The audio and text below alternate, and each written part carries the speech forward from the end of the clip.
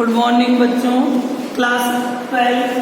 जैसा कि first paper में हम 12 वालों को परसों वीडियो ओजोन गैस पूरी कंप्लीट करवा रहे थे। ओजोन पूरी कंप्लीट हो गई थी। आज उसी ओजोन के आगे पढ़ाना है। क्लास 12 फर्स्ट पेपर में ओजोन गैस पढ़ाई थी, जिसके उपयोग के लिखवा दिए जिसमें मछली जैसी गंध आती है। आज आगे आपको उसी के आगे सल्फ्यूरिक अम्ल के विषय में पढ़ाना है। अभी हेडिंग लगा ली, क्योंकि सल्फ्यूरिक अम्ल में कई विधियां होती हैं। संपर्क विधि बहुत इंपॉर्टेंट है, कई विधियां हैं। तो आप लोगों को ओजोन गैस में जो भी प्रॉब्लम हो पूछ सकते हैं। ओजोन गैस के बाद ऑक्सीजन फैमिली में आपको सल्फर के कुछ अपरूपक हैं।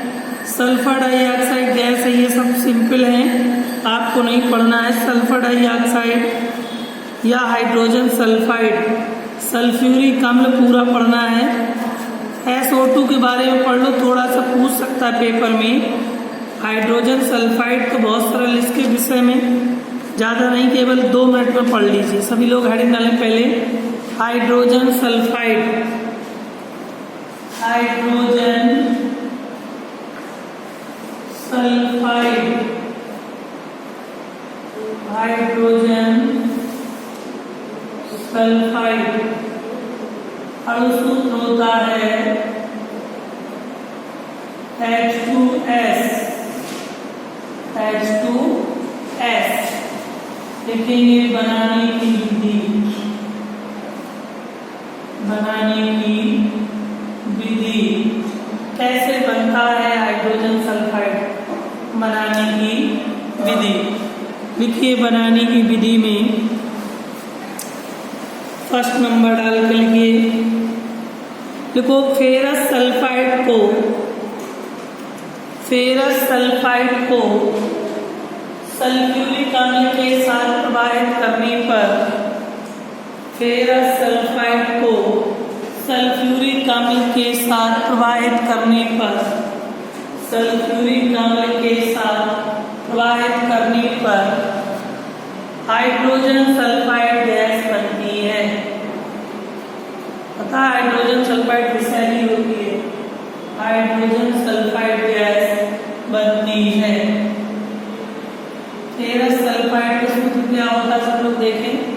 FeS प्लस सल्फ्यूरिक अम्ल H2SO4, H2SO4 के साथ क्रिया करने पर H2S hydrogen sulphide gas H2S plus FeSO4 ferrous sulphate बनता है। नोट कर,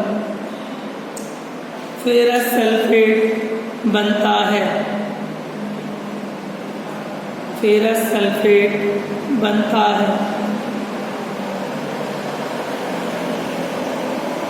दूसरा नंबर लिखिए एक और, second number antimony sulphide, antimony sulphide को उबलते हुए सल्फर में, एंटीमनी सल्फाइड को उबलते हुए सल्फर में, एंटीमनी सल्फाइड को उबलते हुए सल्फर में, उबलते हुए सल्फर में हाइड्रोजन प्रवाहित करने पर, हाइड्रोजन प्रवाहित करने पर, हाइड्रोजन प्रवाहित करने पर, हाइड्रोजन प्रवाहित करने पर एंटीमनी और हाइड्रोजन सल्फाइड गैस बनती है। एंटीमनी और हाइड्रोजन सल्फाइड गैस बनती है। एंटीमनी सल्फाइड का सूत्र होता है Sp3S2।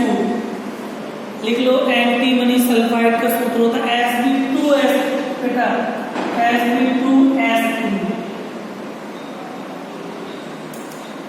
Antimony sulphide Sp2S3 antimony sulphide को हाइड्रोजन के साथ क्रिया करने पर, किसके साथ, हाइड्रोजन के साथ क्रिया करने पर Sb(Nt(2Sb) है plus H2S hydrogen sulphide gas 3 लगा दो क्योंकि S3 है S3 H6 S3 दूनी 6।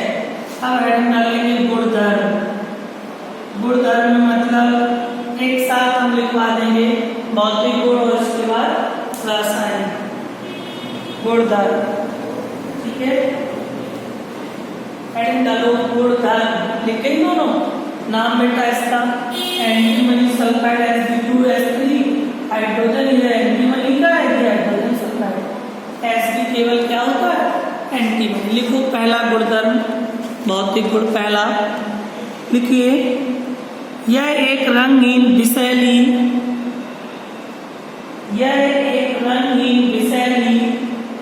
सड़े हुए अंडे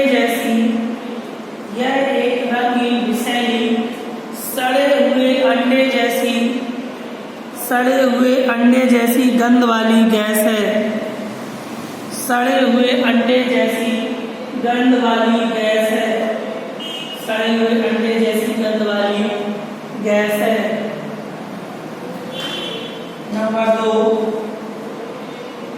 सड़े हुए अंडे जैसी गंध वाली गैस है। नंबर 2 यह जल में विलय होती है। यह जल में विलय होती है। यह जल में विलय होती है। ठीक है। तीसरा नंबर इसका क्वथनांक -60 डिग्री सेल्सियस होता है। इसका क्वथनांक -60 डिग्री सेल्सियस होता है।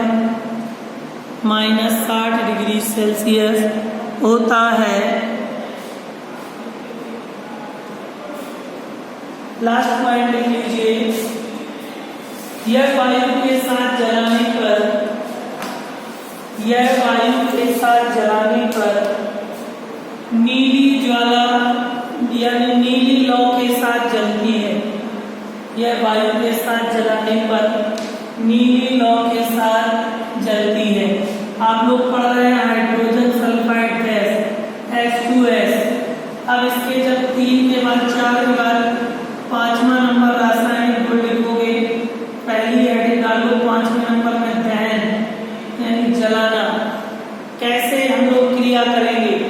सभी लोग पढ़ रहे हैं H2S। क्या पढ़ रहे हैं बेटा? Hydrogen sulphide gas. दहन जब भी कहता है तो O2 वायु के साथ क्रिया कर रहे हैं।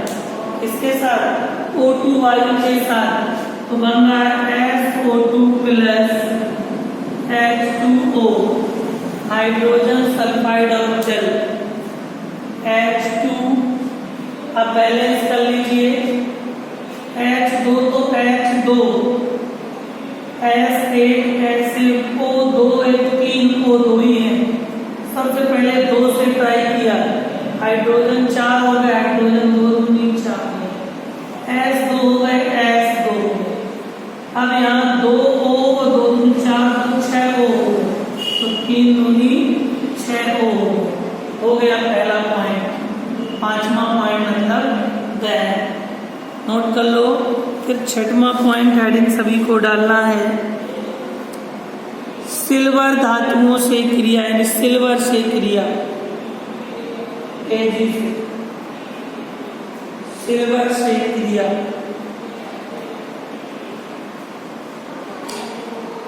Ag सिल्वर से क्रिया। Ag सिल्वर से क्रिया। सुनो, पढ़ रहे हम लोग H2S प्लस Ag से क्रिया तो बन जाएगा Ag2S सिल्वर सल्फाइड। क्यों बन जाएगा बेटा? मालूम है सिल्वर की वैलेंसी 1 होती है लेकिन सल्फर की 2 होती, इसीलिए Ag2S plus H2 silver sulphide. Silver sulphide note कर लो। 7वां नंबर हेडिंग है सिल्वर सल्फाइड। 7वां नंबर हेडिंग डालो, क्लोरीन से क्रिया। क्लोरीन से क्रिया, Cl क्लोरीन से क्रिया।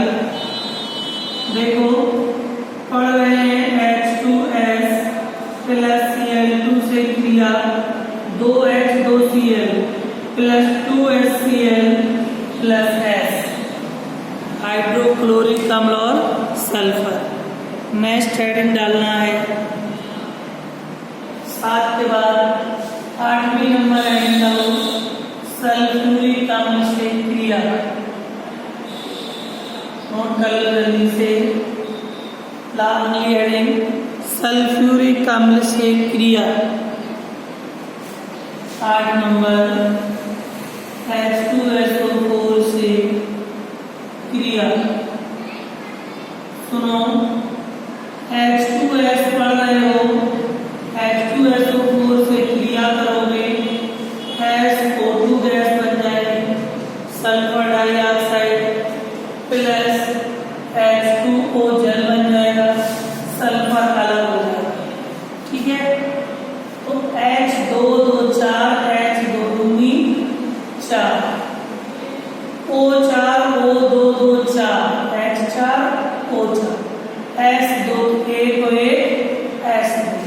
नोट कर लीजिए, सल्फ्यूरिक अम्ल से क्रिया करके SO2 सल्फर डाइऑक्साइड जल और सल्फर बनाती है, सल्फर बनाती है। नेक्स्ट है बेटा, अम्लीय माध्यम में KMnO4 से क्रिया। अम्लीय माध्यम में KMnO4 से क्रिया, KMnO4 से क्रिया अम्लीय माध्यम में है। और KMnO4 पोटेशियम परमैंगनेट लाल दवा होती, क्या होती है? KMnO4 लाल दवा। सुनो, पढ़ रहे हैं H2S क्रिया KMnO4 अम्लीय कह दिया तो H2SO4 से बन जाएगा K2SO4 plus MnSO4 plus H2O plus S, Magnus sulphate जल S। ठीक है, बैलेंस कर लीजिए। सबसे पहले 2 लगा दिए हमने KMnO4 में। क्यों लगाए? क्योंकि यहाँ K2 थे तो K2 थे।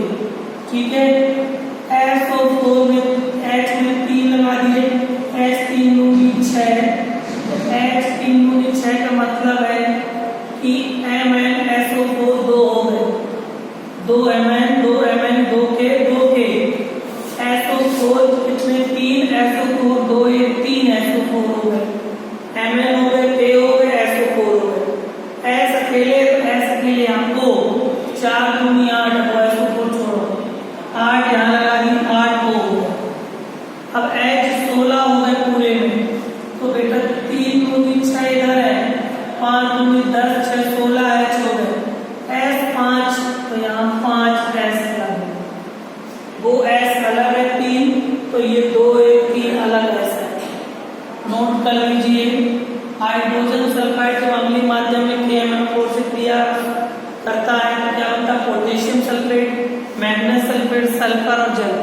ये कहाँ यूज होगा आपका? इम्पोर्टेंट क्या होता है? जबकि बहुत पेपर में पूछता है कि अम्लीय माध्यम में पोटेशियम परमैंगनेट हाइड्रोजन सल्फाइड से क्रिया करता है, तब आपको इसका बड़ा यूज होगा। अगली हेडिंग डालो। नेक्स्ट, अम्लीय माध्यम में पोटेशियम डाइक्रोमेट से क्रिया, K2Cr2O7 से क्रिया, वो भी अम्लीय माध्यम। ठीक है, पढ़ रहे हैं बेटा H2S क्रिया K2Cr2O7 प्लस H2SO4 गिव्स, क्या बनाएंगे? K2SO4 Cr2SO4 की whole thrice H2O plus S बना दिया potassium sulphate, chromium sulphate, sulphur और जल। ठीक है, अब आपको बैलेंस करना है। 3 हमने लगा लिए S, यहाँ SO4 4, क्यों?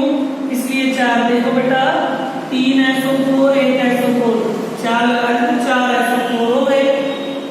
यहाँ S3 है तो यहाँ भी S3 लगा दिए। अब Cr2 है, Cr2 है, K2 है, K भी हो गए, Cr भी हो गए, SO4 हो गए, S हो गए। H4 दूनी 8, 3 6 8 6 14, 7 दूनी 14, 7 को तो ये लिखे 7 को। नोट कर लो, हाइड्रोजन सल्फाइड पोटेशियम डाइक्रोमेट अम्लीय माध्यम से या पोटेशियम सल्फेट, इसका नाम होता है क्रोमियम सल्फेट।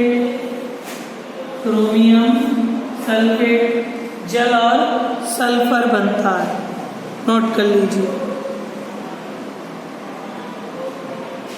ठीक है, एक और नंबर कर लीजिए, इसके बाद फिर यूज लिखवाते हैं। ठीक है, बहुत सरल है।